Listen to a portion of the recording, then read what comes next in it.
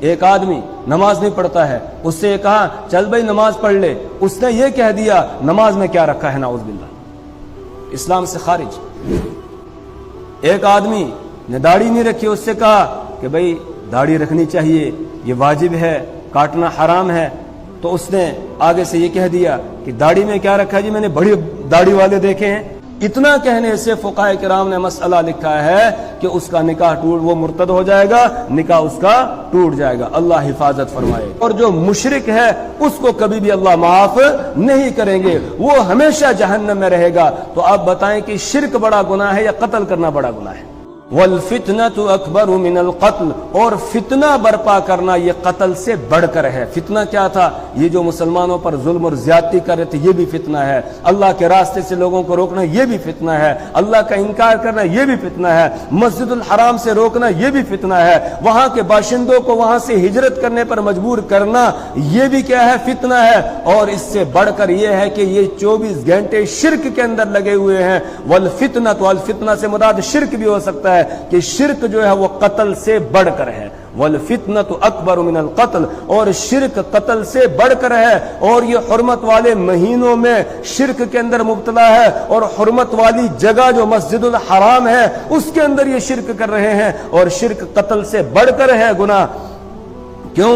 اس لیے کہ اگر کوئی آدمی کسی کو قتل کرتا ہے، کوئی مسلمان کسی مسلمان کو قتل کر دیتا ہے اور اس قتل کو حلال نہیں سمجھتا ہے، لیکن ایسے ہی قتل کر دیتا ہے، جان بوجھ کر بغیر کسی قصور کے قتل کرتا ہے، تو اس کو جہنم میں جانا ہے، جہنم میں سزا پائے گا وہ، لیکن ایک نہ ایک دن وہ جہنم سے سزا بھگت کر نکلے گا اور جنت میں آ جائے گا۔ اور جو مشرک ہے اس کو کبھی بھی اللہ معاف نہیں کریں گے، وہ ہمیشہ جہنم میں رہے گا۔ تو آپ بتائیں کہ شرک بڑا گناہ ہے یا قتل کرنا بڑا گناہ ہے؟ یہ شرک بڑا گناہ ہے، اس لیے کہ قتل جو ہے اس کی معافی ہو سکتی ہے لیکن شرک کی معافی ہونے والی نہیں۔ ان اللہ لا یغفر ان یشرک بہ، اللہ مشرک کو معاف نہیں فرمائیں گے، ویغفر ما دون ذلک لمن یشاء، اور شرک کے علاوہ جس کو چاہیں گے معاف کر دیں گے۔ تو فتنے سے مراد شرک کے اندر یہ مبتلا ہے۔ والفتنة اکبر من القتل، اور فتنہ یعنی شرک وہ قتل سے بڑھ کر ہے۔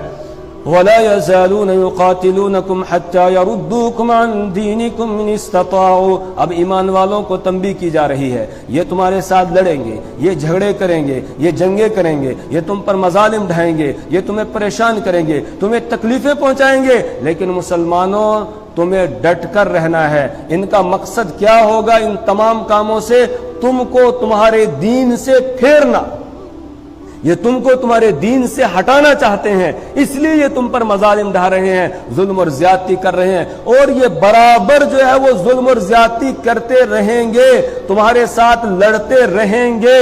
کب تک؟ قیامت تک۔ قیامت تک یہ تمہارے ساتھ برابر لڑتے رہیں گے۔ کیوں؟ اس لیے کہ ان کا مقصد ہے تم کو دین سے ہٹانا، ان کا مقصد ہے تم کو دین سے ہٹانا۔ اگر یہ طاقت رکھے اس کی، بس اسی کام میں یہ لگے ہوئے ہیں، یہ مظالم ڈھاتے رہیں گے، لیکن تم کو ہوشیار رہنا ہے، تمہیں ان کے مظالم اور ان کی تکلیف اور اذیتوں سے مجبور ہو کر اسلام کو چھوڑنا نہیں ہے، دین کو چھوڑنا نہیں ہے، دین پر ڈٹ کر رہنا ہے۔ اگر تم میں سے کوئی دین سے پھر جائے گا، مرتد ہو جائے گا، پھر تو اس کا سارا کیا کرایا ختم ہو جائے گا، اس کے پاس کچھ بھی نہیں رہے گا۔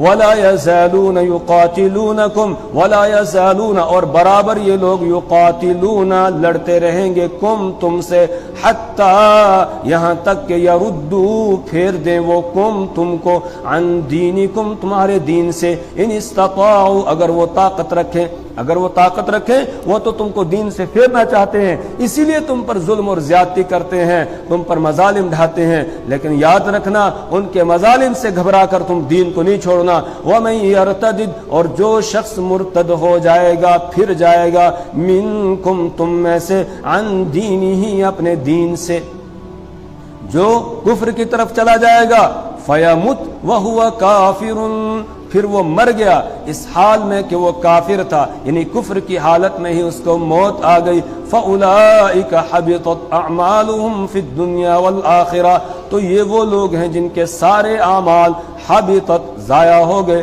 فی دنیا دنیا میں بھی، والآخرتی اور آخرت میں بھی، دنیا میں بھی نقصان میں پڑ گئے، آخرت میں بھی نقصان میں پڑ گئے۔ دنیا میں کیا نقصان میں پڑ گئے؟ دنیا کا نقصان یہ ہوا جب دین اسلام سے پھر گیا، کوئی مرتد ہو گیا تو مرتد ہوتے ہی فوراً سب سے پہلا کام یہ ہوگا، اگر وہ نکاح والا تھا اس کا نکاح ٹوٹ جائے گا، اب اس کی بیوی جو ہے وہ اس کی بیوی نہیں رہے گی، نکاح اس کا ٹوٹ گیا، مرتد ہوتے نکاح ٹوٹ جائے گا۔ دوسری بات یہ ہے کہ اگر اسی حالت میں اس کا انتقال ہو جاتا ہے تو اس کا جنازہ نہیں پڑھا جائے گا، مسلمانوں کے قبرستان میں اس کو دفن نہیں کیا جائے گا۔ اسی طریقے سے اگر مرتد ہونے کی حالت میں ہی کسی رشتہ دار کا انتقال ہوتا ہے، یہ اس کا وارث بھی نہیں بن سکتا ہے۔ اسی طریقے سے جب تک مسلمان تھا اس کے ہاتھ کا ذبح کیا ہوا جانور حلال تھا، لیکن اب اس کے ہاتھ کا ذبح کیا ہوا جانور حرام ہو جائے گا، تو یہ دنیاوی اعتبار سے اس کے سارے اعمال کیا ہو گئے؟ ضائع ہو گئے۔ امام اعظم ابو حنیفہ علیہ رحمۃ فرماتے ہیں کہ اگر ایک آدمی مسلمان تھا، اس نے حج کیا تھا، حج کرنے کے بعد واپس آیا، آنے کے بعد وہ مرتد ہو گیا، اس کے بعد پھر دوبارہ مسلمان ہو گیا، تو وہ جو مرتد ہونے سے پہلے اس نے حج کیا تھا وہ حج اس کا ختم ہو چکا ہے، اب اگر وہ مالدار ہے اس کو دوبارہ حج کرنا پڑے گا، وہ پہلے والا حج جو ہے وہ معتبر نہیں ہوگا، اس لیے کہ وہ سارے اعمال اس کے کیا ہو گئے ہیں؟ ضائع ہو گئے ہیں۔ اس لیے کہ شرک کرتے ہی فوراً سارے اعمال ختم ہو جاتے ہیں، ضائع ہو جاتے ہیں۔ یہ تو اللہ کے رسول صلی اللہ علیہ وسلم کو مخاطب کر کے اللہ نے فرمایا لئن اشرکت لیحبطن عملک، کہ پیارے اگر آپ بھی شرک کریں گے بالفرض آپ نہیں کر سکتے ہیں، لیکن کہا مان لے بالفرض اگر آپ سے اس کا ارتکاب ہو جائے تو آپ کے بھی اعمال سب کیا ہوں گے؟ ضائع ہو جائیں گے۔ یہ مجھ سے اور آپ سے کہا جا رہا ہے کہ میں اپنے حبیب کو بھی یہ کہہ رہا ہوں، تو تم کون ہوتے ہو؟ اگر کوئی مرتد ہو جائے گا اس کے سارے اعمال ضائع ہو جائیں گے۔ اور ایک بات یہ بھی یاد رکھنے مسئلے کی کہ مرتد ہونے کے لیے یہ کوئی ضروری نہیں ہے کوئی زبان سے یہ کہے کہ میں عیسائی بن گیا ہوں، میں یہودی بن گیا ہوں، یا میں ہندو بن گیا، یا میں سکھ بن گیا، نعوذ باللہ، اس طرح زبان سے کہے یہ کوئی ضروری نہیں ہے۔ اگر اس نے ایسا کوئی کام کیا جس سے وہ اسلام سے خارج ہو گیا تو مرتد ہو گیا۔ مثال کے طور پر ایک آدمی نماز نہیں پڑھتا ہے، اس سے کہا چل بھائی نماز پڑھ لے، اس نے یہ کہہ دیا نماز میں کیا رکھا ہے، نعوذ باللہ، اسلام سے خارج۔ اتنی بات کہنے پر بھی اسلام سے کیا ہوگا؟ خارج ہو جائے گا، اسلام سے نکل جائے گا، اس کی بیوی اس پر حرام ہو جائے گی، اس کے بعد بیوی کے ساتھ ملاقات کرنا اس کے لیے حرام ہے، بدکاری کہلائے گا، بچے پیدا ہوں گے وہ بھی حرامی ہوں گے اگر اتنا کہہ دیا۔ اور آج ہمیں معلوم ہی نہیں ہوتا ہے مسلمانوں کو، اور نہ معلوم کس سے بھی بڑی بڑی باتیں کہہ دیتے ہیں۔ کسی سے کہا اس نے روزہ نہیں رکھا تو اس سے کہا بھائی روزہ رکھا کر، فرض ہے روزہ رمضان کا، اس نے کہہ دیا نعوذ باللہ روزے میں کیا رکھا ہے جی، اتنی بات کہہ دی، اسلام سے خارج، مرتد ہو گیا، نکل گیا اسلام سے۔ اگر شادی شدہ تھا، نکاح والا تھا، نکاح ٹوٹ گیا، اس کے بعد اگر بغیر نکاح کیے ہوئے بیوی کے ساتھ رہے گا تو بچے پیدا ہوں گے، حرامی ہوں گے۔ بڑا سخت معاملہ ہے۔ ایک آدمی نے داڑھی نہیں رکھی، اس سے کہا کہ بھائی داڑھی رکھنی چاہیے، یہ واجب ہے، کاٹنا حرام ہے، تو اس نے آگے سے یہ کہہ دیا کہ داڑھی میں کیا رکھا جی، میں نے بڑی داڑھی والے دیکھے ہیں، بہت سارے لوگ ایسے کہہ دیتے ہیں۔ اتنا کہنے سے فقہاء کرام نے مسئلہ لکھا ہے کہ اس کا نکاح ٹوٹ، وہ مرتد ہو جائے گا، نکاح اس کا ٹوٹ جائے گا۔ اللہ حفاظت فرمائے۔ دن میں نہ معلوم ہم کتنی مرتبہ اس طرح کے جملے کہہ دیتے ہیں۔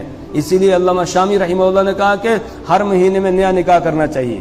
کیوں؟ اس لیے کہ معلوم نہیں کتنی مرتبہ اس طرح کے کلمات آدمی کہہ دیتا ہے اور اسلام سے کیا ہو جاتا ہے؟ خارج ہو جاتا ہے۔ اللہ حفاظت فرمائے۔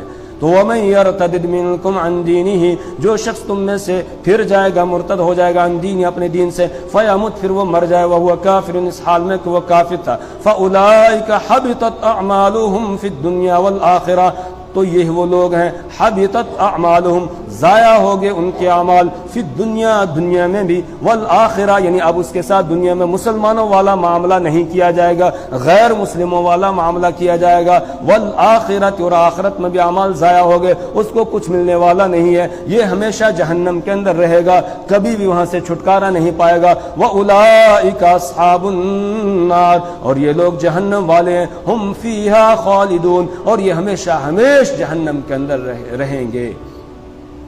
اللہ تبارک و تعالی ہمارے ایمان کی حفاظت فرمائے، اللہ ہمارے اعمال کی حفاظت فرمائے، اللہ ہمیں اعمال صالحہ کی توفیق عطا فرمائے، ایمان کامل عطا فرمائے، برے اعمال سے، بے دینی سے، گمراہی سے اللہ ہماری نسلوں کی حفاظت فرمائے۔